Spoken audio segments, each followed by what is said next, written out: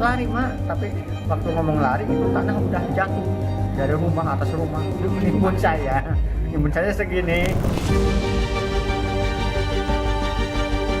Udah ada, udah rentang. Mudah-mudahan Bapak ketemu. Di kanan kiri udah mendung, rintik-rintik hujan, segera menjauh dari lereng dan sungai yang rawan banjir bandang, rawan longsor.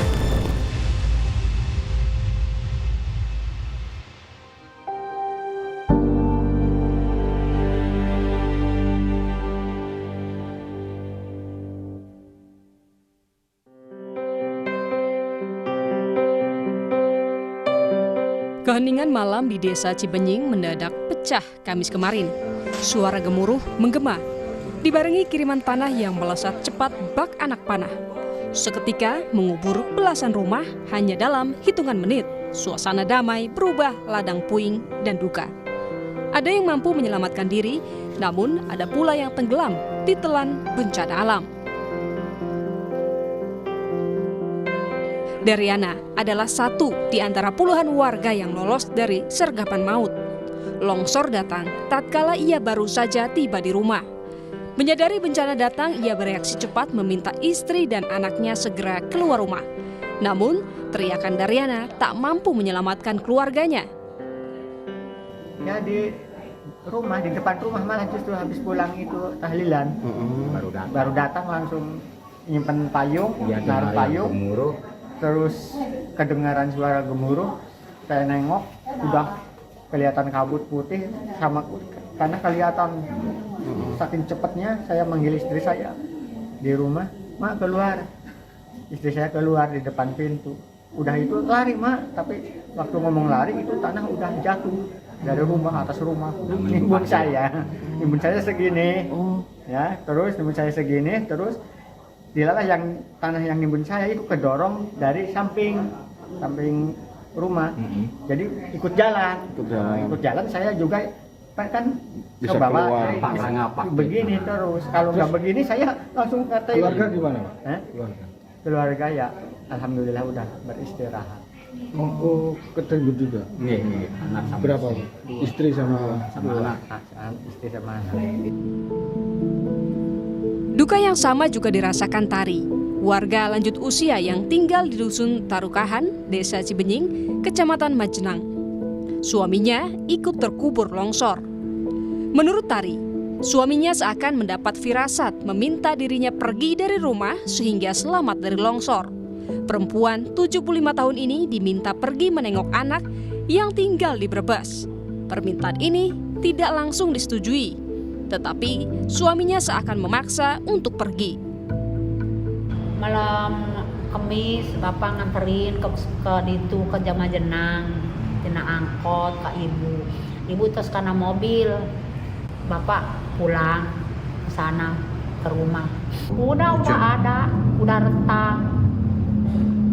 Kan seperti Bapak ngomongnya begini ke saya. Sudah nama saya nama lanjut ka dieu cek Bapak. Bapaknya tidur di rumah tuh sendirian. Mudah-mudahan Bapak ketemunya. Sementara Dede Eko Purnomo hanya bisa menatap pasrah kampung halamannya kini telah rata dengan tanah. Tak hanya kehilangan rumah, bencana juga merenggut istri dan dua anak Dede. Ia tak mampu menyelamatkan keluarganya karena berada di perantauan. Demi mencari keluarganya, Dede ikut memantau proses pencarian dari dekat. Ada di Jakarta. Itu malam tuh dikabarin sama saudara istri, katanya rumah udah tertimpa di jam 8 gitu. Sedangkan saya jam 8 kurang 10 itu masih WA-an, masih komunikasi.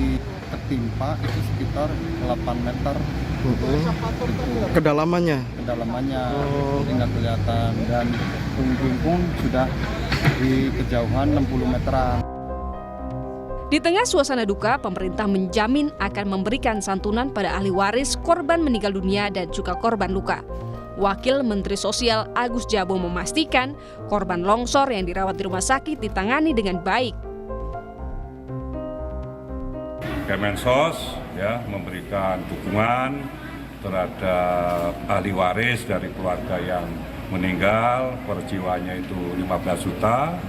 Untuk yang luka-luka ya kita bantu masing-masing 5 juta. Termasuk kemudian kita juga mendirikan dapur umum ya, memberikan bantuan sembako, bantuan logistik gitu loh. Tim SAR kini berkejaran dengan waktu. Ratusan tenaga, puluhan alat berat, bahkan anjing pelacak dikerahkan mencari korban yang hilang. Golden period 6 kali 24 jam jadi tengah tim gabungan memberi pastian bagi keluarga yang berduka. Golden periodnya memang 6 kali 24 jam ya, tapi karena di satu lokasi kita berharap tidak sampai 6 kali 24 jam ini bisa diketemukan semua. Sebetulnya sudah ada beberapa juga yang ditemukan tapi kami belum rilis ya, nanti secara bertahap kita akan sampaikan. Dan masyarakat sudah kita himbau untuk sementara diungsikan yang di titik-titik rawan supaya meninggalkan rumahnya masing-masing, jangan sampai ada longsor susulan yang mengakibatkan korban tambahan. Selain tumpukan tanah tebal, pencarian korban terkendala cuaca ekstrim. Tak cuma menghambat, cuaca ekstrim juga berpotensi memicu longsor susulan. Menurut ahli geologi Universitas Gadjah Mada, Dwi Korita Karnawati, retakan tanah berbentuk tapal kuda menjadi gejala awal longsor susulan. Mantan Kepala BMKG ini bilang, mahkota longsor ini mencapai tinggi 110 meter, lebar 80 meter, dan mengalami aliran hingga 600 meter lebih. Jika hujan mengguyur, dibau menjauh dari lereng dan sungai. Radius aman bahaya banjir bandang dan longsor mencapai sekitar 2 km. Dan saat hujan, longsoran itu terjadi dengan dua tipe luncuran, kemudian membentuk dinding, menjadi tipe aliran karena hujan yang sangat lebat sehingga air jenuh. Kemudian 2 hari berikutnya ternyata sudah ada longsor susulan yang kecil di kanan kiri, sudah mendung, rintik-rintik hujan, segera menjauh dari lereng dan sungai yang rawan banjir bandang, rawan longsor. Cari tempat yang aman di daerah yang rendah dan datar, jauh dari kaki lereng. Longsor di Desa Cibenying sejatinya masih mengancam karena kondisi tanah yang cenderung labil. Dan sejak lama sudah dikategorikan sebagai wilayah rawan longsor.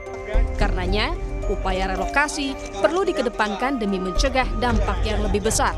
Menurut Gubernur Jawa Tengah Ahmad Lutfi, lahan seluas 3,5 hektar sudah disiapkan untuk relokasi warga terdampak, serta anggaran 400 miliar rupiah untuk pembangunan rumah. Koordinasi dengan Pak Bupati sudah menyiapkan 3,5 hektar di daerah Majenang, Pak Bupati. Dan nanti untuk rumahnya kita siapkan 400 miliar kita geser agar masyarakat yang terdampak segera recovery, itu satu. Kemudian yang kedua yang tidak kalah penting adalah upaya pencegahan bagi masyarakat seputar, karena di atas itu masih ada retakan. Oleh karena itu tadi Pak Lurah, Pak Camat dibantu oleh Dan Ramil sama Kapolsek untuk kita himbau bagi mereka yang rentan sementara kita geser dulu sehingga agar tidak terulang lagi. Kita kan tidak tahu itu retakan di atas nanti geser apa enggak.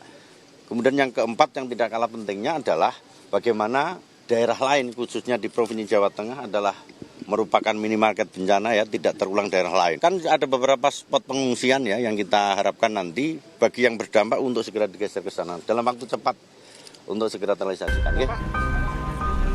Tragedi longsor seperti di Cilacap juga bisa mengancam wilayah lain di Indonesia. Di tengah cuaca ekstrim yang melanda, masyarakat perlu memahami resiko di lingkungan mereka, mengenali tanda atau gejala bahaya hingga merancang langkah respons cepat mungkin. Tim Liputan, Kompas TV.